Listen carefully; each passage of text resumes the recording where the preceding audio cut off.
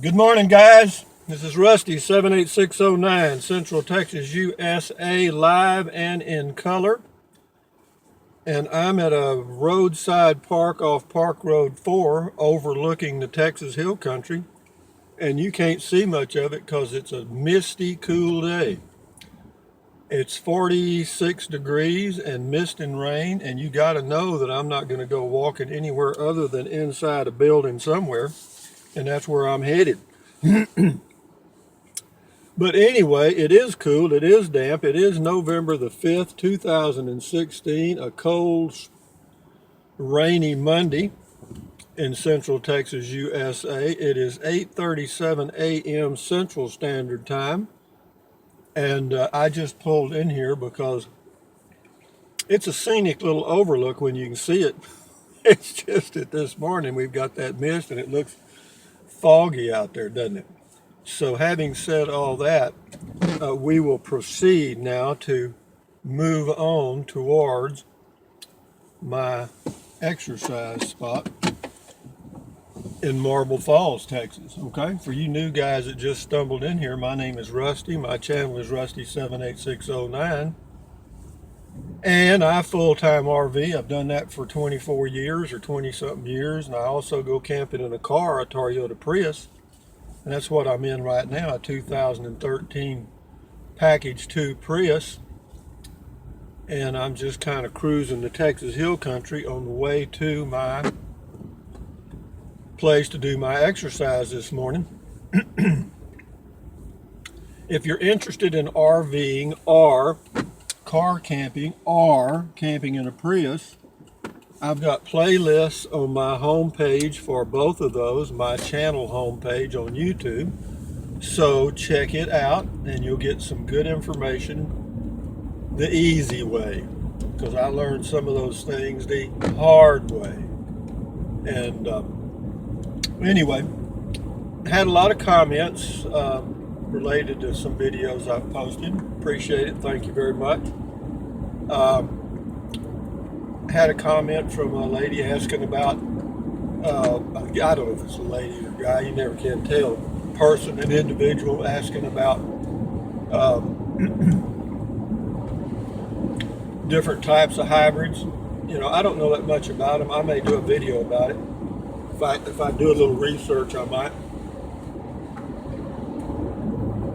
Also, what I'm going to talk about this morning, I had a lady, or excuse me, I don't know if it's a lady or a viewer commented, asking me about camping in Big Bend, car camping in Big Bend. Well, it just so happens that it's only been a couple of months ago or less that I was car camping in Big Bend. I used to live out there on the Terlingua Ranch, and I lived there for about 2 years.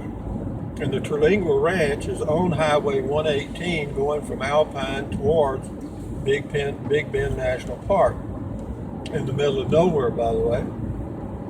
And so if you're going to go out there and go camping in a car, my first recommendation would be the best campground, or the most scenic, you know, with restrooms, it's got water too, is called the Basin. I think it's elevation about 5,500 feet. If you're going there in December, as you indicated, it's going to be a little cool, so be prepared for that. They have a restaurant there. It's run by a private owner group, and so you can get some good food there. It's kind of expensive. There's a little town near the national park. It depends on which way you come in. If you come in from Marathon, Texas, you go through Marathon, the little town there, and then right on into the park.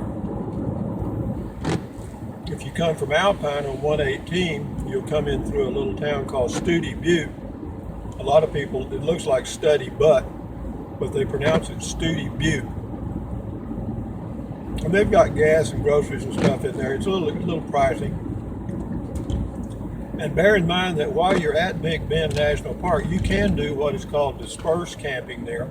You know, go out in the boonies and camp. I've done that a few times. You just have to be a little careful because you are in the wilds of the western Texas, northern New Mexico area, or northern Mexico actually. And there are cougars there, panthers, whatever you want to call them, mountain lion.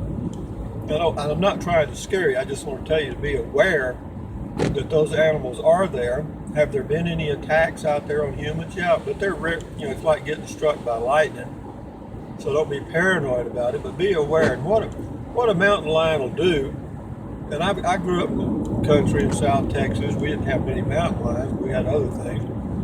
And if they're hungry, now they'd have to be really starving to attack a human. Remember that. I mean, they're not, unless you somehow, I don't know, just stumbled into a situation with a mama and her babies, you might have a problem. Again, it's like getting struck by lightning or winning the lottery twice in a row. Doesn't happen often.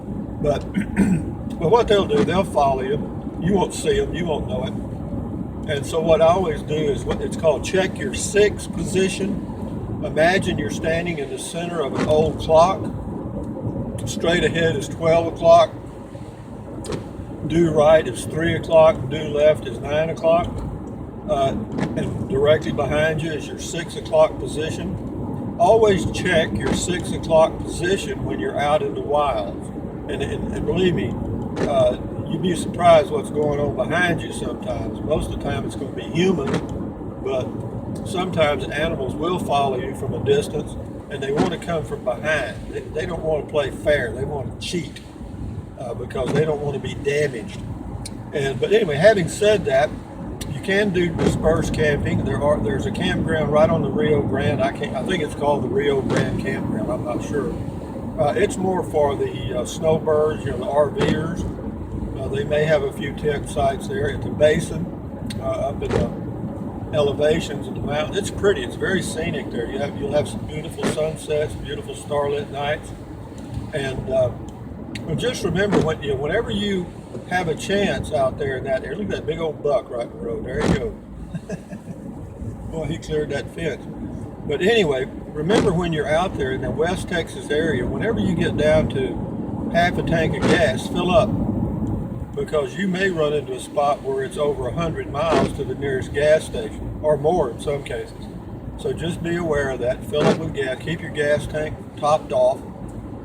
Top off before you head towards Big Bend National Park, because the gasoline in Studi Butte is going to be pretty pricey.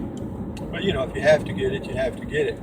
Also, food items, get them before you go there, because in Studi Butte and in the park area, it's all just pricey as hell because they know they got you.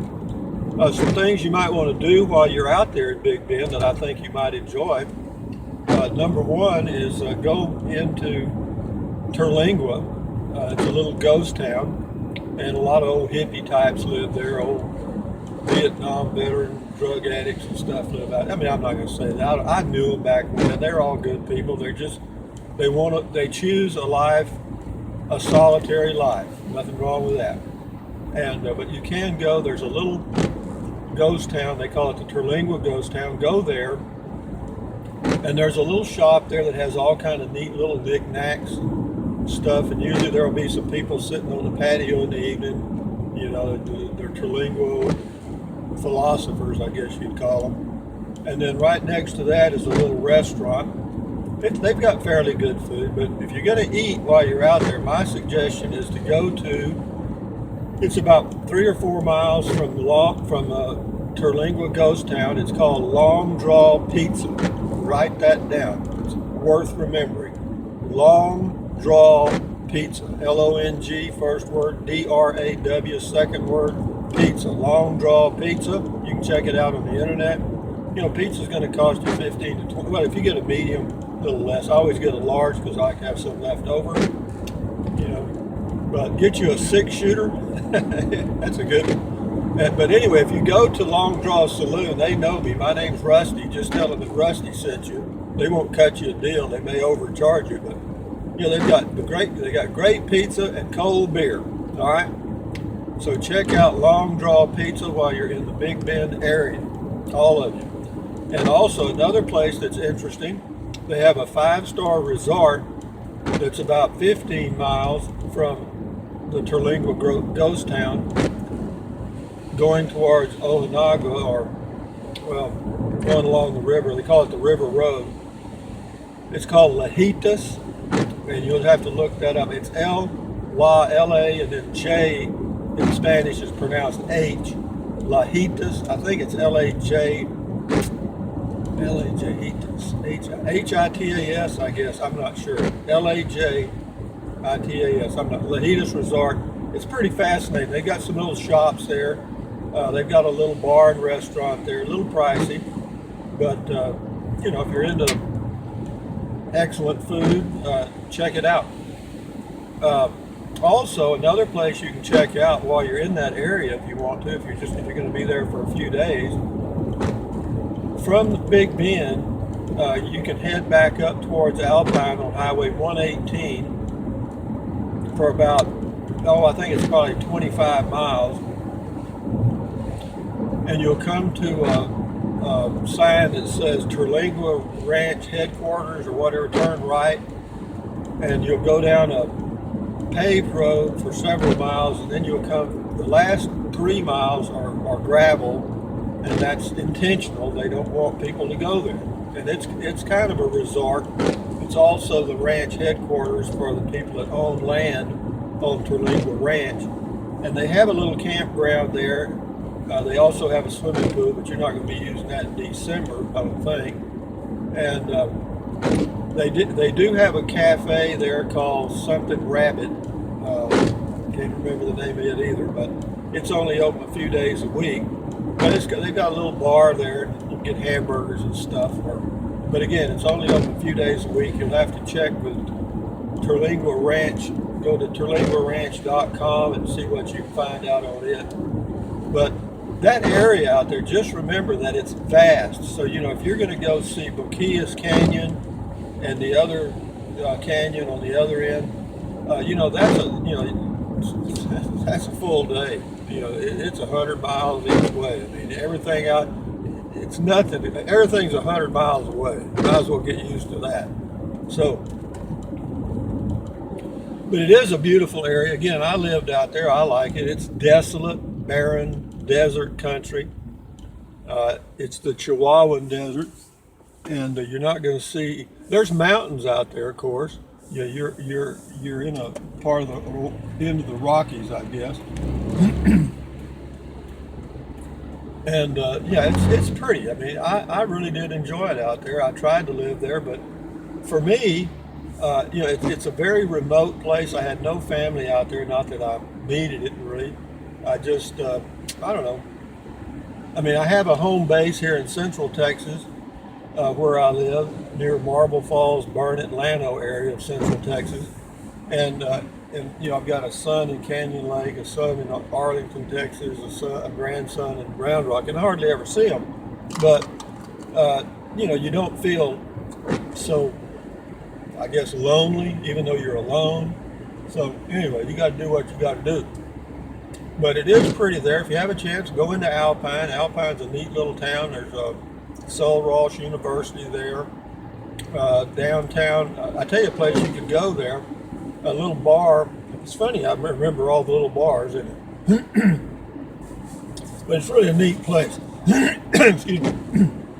But there's a little bar there called Railroad Blues in Alpine, Texas. Really neat place. Opens about 4 o'clock in the afternoon. And yeah, you can go there and have you a few. They got all kind of beer from all over everywhere. Whatever beer you can think of, they probably got it. They got all these microbrewery things. Yeah, it's a neat place to hang out. I've used to hang out there a lot. But you know, I go in there and have a couple of beers every day and visit with the guys or girls, whoever was there. And but that's the Big Bend thing. So you know, you'll enjoy it. I think you'll enjoy it if you like remote camping, solitude. As far as wildlife you're going to see there, you might see a cougar or two. You may see some black bear out there, because they're small black bear. They're not aggressive at all. You're not going to be bothered by them. And unless, again, you're not going to be bothered by them, so don't be paranoid about that. The black bear out there don't hibernate because it doesn't get cold enough, so they're active year-round, and not a problem. You'll see javelina, the little wild hogs, and if you get out, let's just say you're taking a hike, I'll give you a tip here that'll help you. if you're taking a hike and you're out in that old creosote brush, which is all over out there, you can't see out in there very well. And them damn javelina will be out in there, and the next thing you know, you'll look around, they'll be all around you. I mean, it's happened to me a few times. Don't panic. Don't do anything. They're not going to bother you unless you bother them. You know, they can't see worth a crap, remember that, but they can smell, okay? And they'll throw that old nose up and they'll be sniffing at you. They're not too big. The old boars, the old males, have big old tusks and they can't hurt you. They could. I've never heard of them doing it. But, you know, if you get in them by pure accident, and that's what happens, you don't realize you stumbled into them till you hear one of them snort, and they're warning you when they do that. And what that warning means is get out of our area and do it, but just slowly. You know, don't take off running. Don't do anything like that. Just gradually move away from them, and they'll leave you alone. They really will. They're kind of fast. They are filthy little boogers, though. But if you happen to get, if the old male runs at you, and I've had that happen. Of course, I grew up raising hogs in South Texas. We had a farm. The most vulnerable part on a hog is nose. If you've got a walking stick or anything, or even your hand or your foot if you have to, hit him right in the nose with your fist or with a stick. And I promise you that'll take all the fight out of that hog immediately. Okay? But that's your last ditch resort. Don't do it unless you have to. But yeah, hit them right in the nose, and I promise you that they'll leave you. They'll back off. But then get the hell out of there. They're not that aggressive. They're not going to chase you.